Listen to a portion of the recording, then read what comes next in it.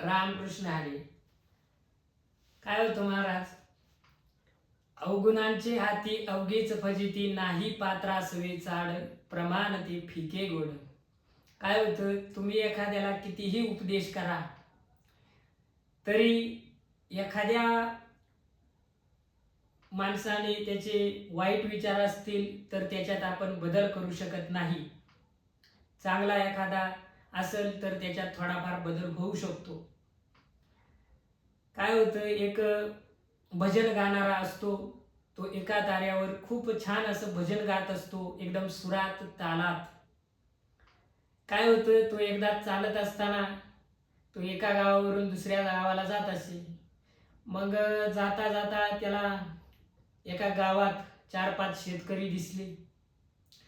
शेतकरी दिसल्यावर मग शेतकरी मक्याचं कणीस खात होते.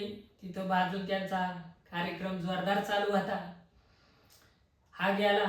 आता शेतकरी म्हटल्यावर कसं, कोणी आलं तर काय काय वा चला.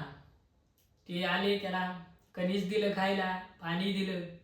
आता या गायकाला खूप आनंद झाला. हा म्हटला, त्यांनी आपल्यासाठी एवढी मेजवानी केली तर मग आपण पण त्या बदल्यात त्यांना काहीतरी द्यायला पाहिजे.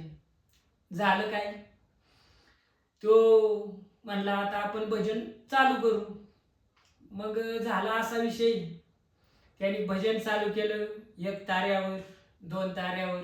आता गायक, उत्कृष्ट भजन गाणारा, यांनी खूप छान स्वर लावला. एकदम स्वरात तो मग्न झाला. डोळे झाकून एकदम पद्धतशीरपणे तो त्याच्या नादात, एक भजनात तल्लीन झाला. होतं काय, तो शेतकरी, त्याच्यातला एक शेतकरी म्हणतो, अरे याला कणीस द्यायच्या अगोदर हा एकदम शुद्धीत होता, आता याला झालंय काय? त्यावर दुसरा शेतकरी म्हणतो, माझ्या म्हशीला सुद्धा असंच झालं होतं.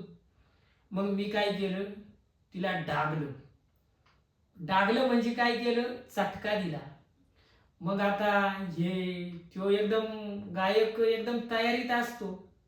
मग हे काय करतात, त्याला डागायची तयारी चालू करतात. कोणी इळा घेतं, ते चटका द्यायला आता ऑलरेडी सगळं सोय असतीच कणीस भाजायची. मग करतात काय, ते विळा तापवत्यात, खुरपे तापवत्यात. मग ही सगळी तयारी तापवायची चालू होती, कारण तर आता काय करायचं, डाग द्यायचा आहे. मग होतं काय, संगीत तज्ज्ञ येतो. संगीत तज्ज्ञ त्यांना सांगतो, अरे तुम्ही हे करताय काय? तो म्हणताय, काय नाही, डाग देतोय म्हणे.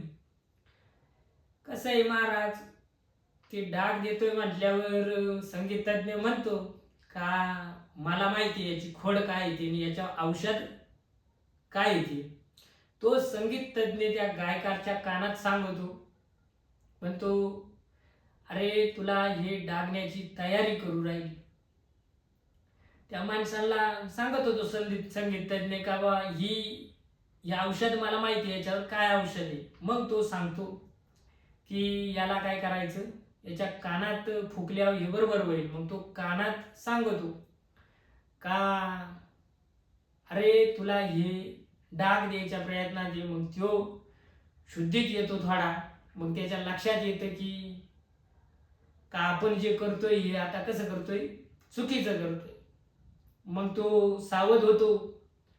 यावरून गोष्टीचं तात्पर्य असं महाराज, आपण एखाद्या व्यक्तीचे कितीही दुर्गुण असले, आपण त्या व्यक्तीला कितीही सावध करण्याचा प्रयत्न केला तरी ती व्यक्ती ते तिचे दुर्गुण काही सोडत नाही.